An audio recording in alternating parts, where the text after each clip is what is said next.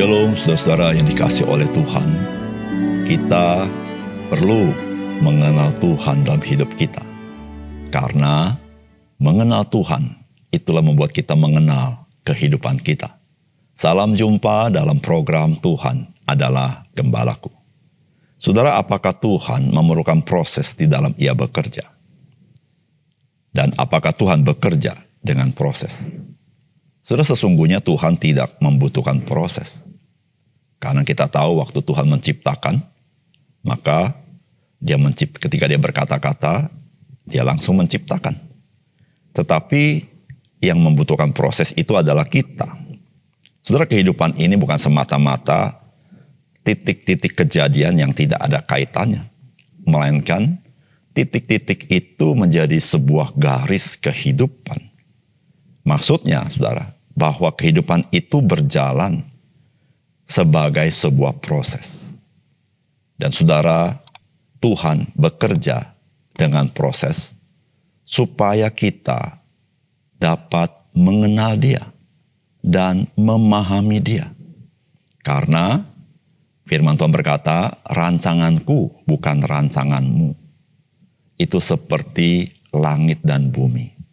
Disitulah saudara-saudara, untuk mengenal Dia, mengenal kehendak Dia, Tuhan bekerja dengan proses dalam hidup kita.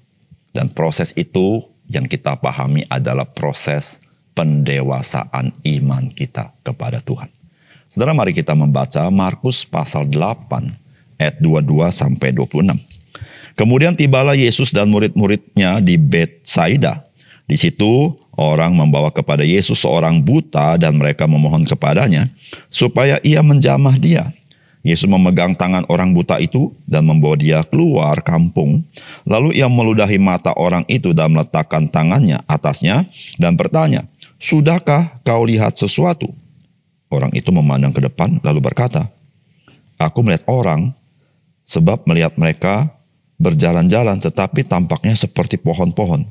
Yesus meletakkan tangannya lagi pada mata orang itu, maka orang itu sungguh-sungguh melihat dan telah sembuh, sehingga ia dapat melihat segala sesuatu dengan jelas.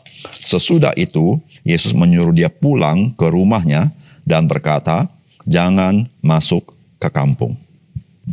Saudara yang dikasihi oleh Tuhan, membaca firman Tuhan ini mungkin saja memberikan kesan kepada kita sebuah pertanyaan besar.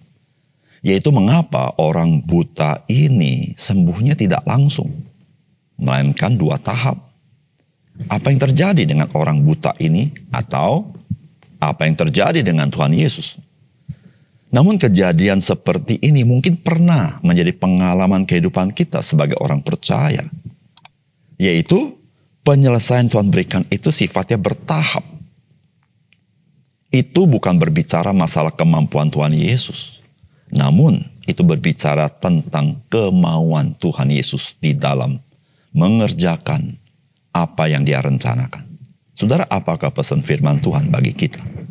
Yang pertama, kita butuh percaya kepada Tuhan Yesus, bukan saja butuh mujizat dari Tuhan Yesus.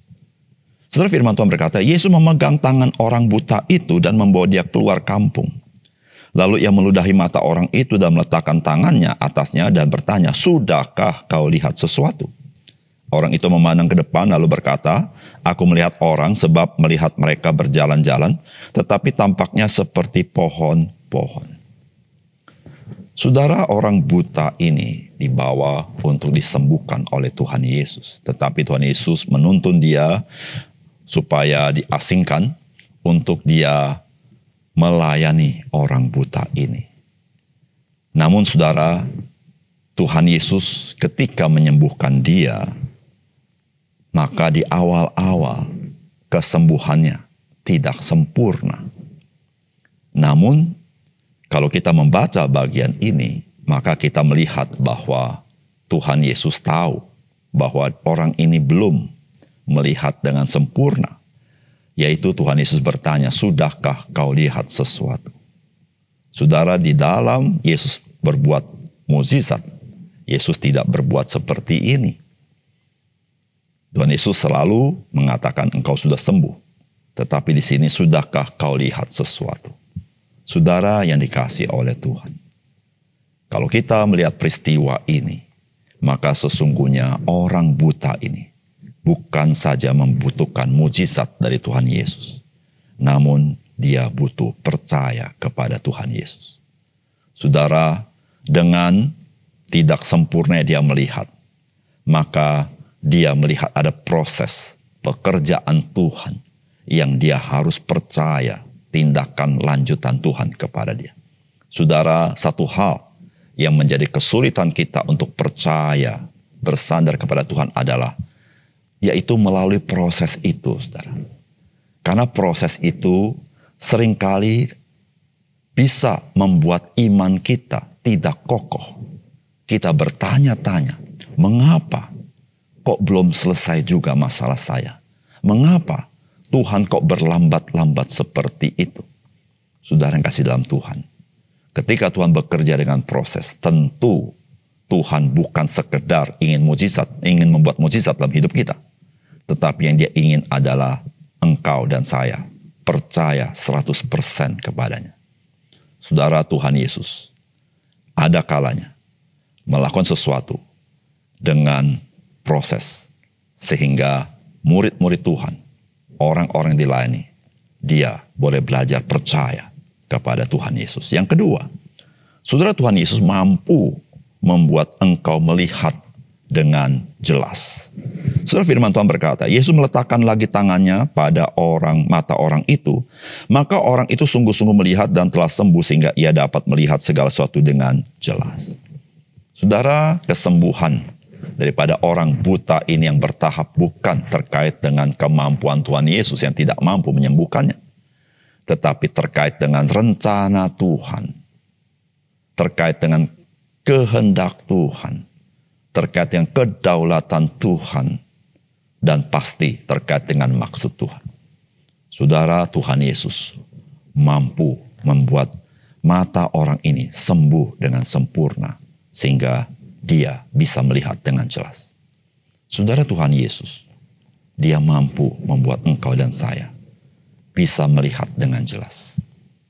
Tetapi saudara, engkau harus belajar percaya kepada dia. Engkau tidak percaya, engkau tidak melihat. Engkau percaya, engkau baru melihat. Engkau jangan melihat dulu, baru percaya. Karena saudara, yang berbahagia adalah meskipun engkau tidak melihat, namun engkau percaya. Namun saudara, ketika engkau percaya, barulah engkau dapat melihat. Saudara, ini adalah hukum rohani. Saudara, Tuhan tidak bekerja dengan cara engkau melihat dulu baru engkau percaya. Tetapi Tuhan bekerja, kalau engkau percaya, engkau bisa melihat. Itulah yang menjadi pekerjaan Allah yang melahirkan kita kembali. Yaitu saudara-saudara, dia melahirkan kita kembali menjadi orang yang percaya. Setelah itu kita melihat dengan mata rohani yang berbeda dengan melihat sebagai manusia yang lama. Saudara yang kasih dalam Tuhan, hidup kita Tuhan ciptakan begitu indah. Namun saudara-saudara, apakah yang membuat kita tidak melihat keindahan Tuhan? Yaitu karena kita tidak percaya. Saudara, ketika engkau percaya, saudara, di situ Tuhan sanggup membuat engkau melihat dengan jelas rencana Tuhan, kebaikan Tuhan, keindahan Tuhan, kemuliaan Tuhan. Sehingga saudara, meskipun situasi kondisi begitu buruk, engkau bisa bersyukur kepada Tuhan karena melihat kemuliaan dan kebaikannya. Di situ engkau menjadi orang percaya yang berjalan dengan iman di dalam hidupmu. Mari kita berdoa. Bapa surga, terima kasih untuk firman Tuhan. Biarlah engkau meteraikan firman dalam hati kami. Terima kasih karena hukum rohani adalah kami belajar percaya supaya kami bisa melihat. Terima kasih Tuhan, dalam nama Tuhan Yesus kami berdoa. Amin.